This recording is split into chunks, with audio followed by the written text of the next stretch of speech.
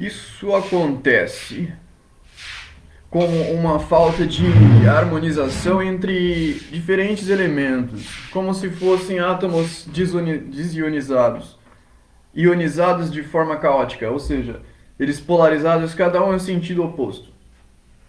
Isso vai gerar caos. Esse caos tem a ver com a falta de compreensão com base na impressão primária, que se torna uma impressão forte o suficiente para que não haja compreensão da profundidade do fenômeno. Então as pessoas elas entram em conflito por conta da forte impressão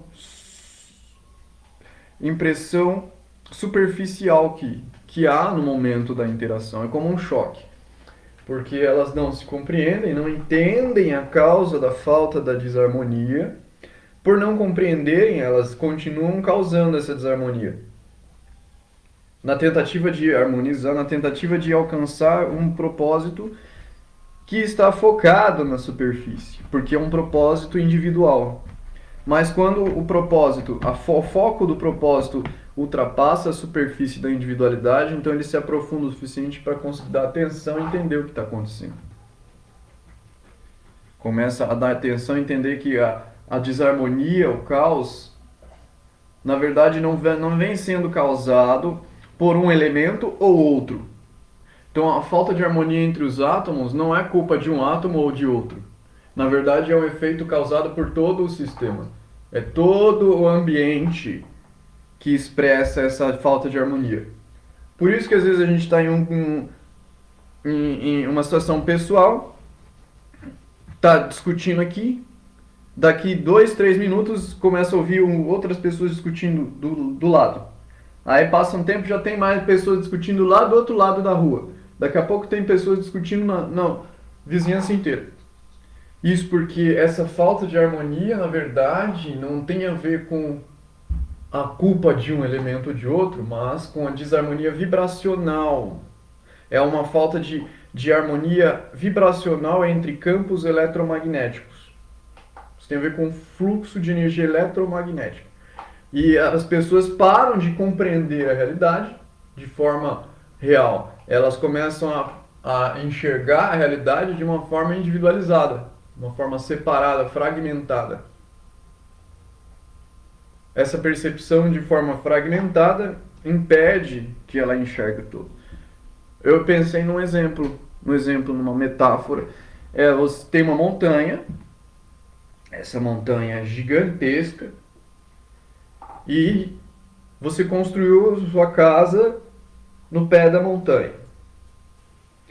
E aí você começa a perceber que em cima da sua casa está caindo uma fonte de água. E essa fonte de água que está caindo em cima da sua casa está destruindo sua casa. Está acabando com a sua casa. E aí você olha para cima e tem uma pedra em cima. Uma pedra logo em cima da sua casa. E você vê a água vindo daquela pedra. Aí você fala, não, aquela pedra é que está soltando água. Vamos destruir aquela pedra. Vamos dar um jeito de acabar com aquela pedra, enchê-la de terra. Vamos desviar o fluxo daquela pedra. Semelhante a um grupo de pessoas que fala, vamos construir uma hidrelétrica para extrair energia desse rio aqui. Vamos transformar todo o fluxo desse rio para extrair energia dele. Beleza. Só que eu estou olhando para essa pedra e não estou vendo o rio que está vindo além daquela pedra. Então eu não estou percebendo que o fluxo da água vem de lá do topo da montanha, lá em cima. Está descendo até chegar na pedra. Então a pedra em si que eu estou vendo, que ela está perceptível à minha visão, ela não é culpada, ela não é responsável pelo fluxo da água. Entende? Ou seja, aquela hidrelétrica que eu vou construir em uma fonte natural, que eu vou modificar toda a estrutura de um rio, não estou vendo os efeitos que isso vai causar em todo o sistema. Eu não estou vendo como isso vai transformar todos os outros rios que dependem desse rio. E por consequência, todos os oceanos, os mares. Por quê? Todos os mares são alimentados por rios, certo? Então, se eu mexo no fluxo de um único rio, por menor que ele seja, eu vou transformar também o fluxo de todos os outros rios e o próprio mar. Então eu vou conseguir transformar o fluxo do próprio mar, modificando simples direção de um riacho. Entende? Isso tem a ver com a interação entre os seres humanos, que há uma dificuldade muito grande que haja harmonia entre os seres humanos diferentes, por conta dessa falta de aprofundamento dos fenômenos, de compreensão dos fenômenos. Tentar se aprofundar no que realmente está acontecendo e não simplesmente se satisfazer de forma individualista. Existe uma gama muito maior do que aquela que está sob o nosso interesse pessoal. Porque o nosso interesse pessoal foca uma parte, uma fração do todo, para a qual ele vai se especializar, gerando essa complexidade necessária. Porém, essa complexidade individual necessária, ela só tem uma função de relatividade.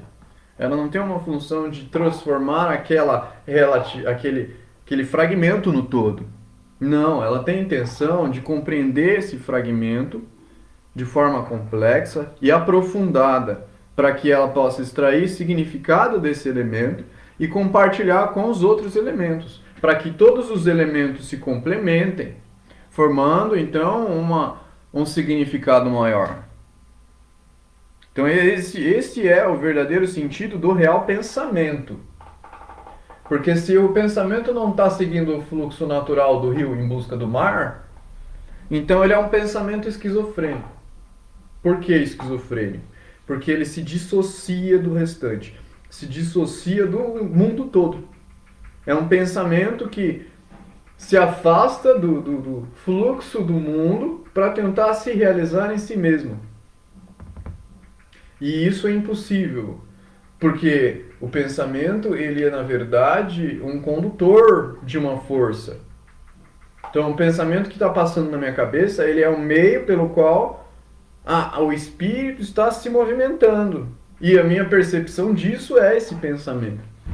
Então é preciso que eu entenda esse pensamento e permita que ele flua para que ele se complemente com os outros pensamentos. Se complementando com os outros pensamentos para que os rios se complementem. Para que os riachos se complementem.